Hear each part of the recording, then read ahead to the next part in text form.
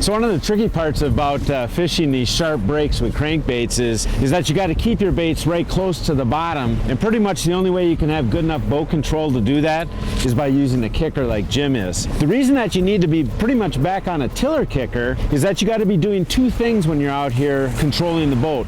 The first thing is he's got to be watching the depth finder and trying to keep in a particular depth. Once we have the lures out, if you go a lot deeper, a lot shallower, obviously the lures aren't going to be in the right zone. So he's got to be following those contours, following those points, and always turning, and having to turn a lot of times quickly. But the second thing that you've got to do on these sharp breaks is use the speed control of the kicker to keep the baits in the zone. And what I mean by that is, if you happen to get out a hair deeper, all you got to do is slow the boat down a little bit. The lead core will sink more efficiently and pull those baits down a little bit deeper and keep them in the zone. If you get up a little too high, like maybe the wind pushes you up a little shallow, he simply speeds up. That lifts the lead core, lifts the baits, and keeps them from banging too hard on the bottom. So by using the kicker and using the two parts of a kicker, speed steering and quick throttle adjustments, you can stay on these breaks, keep your baits in the right zone, and catch a bunch of big walleyes.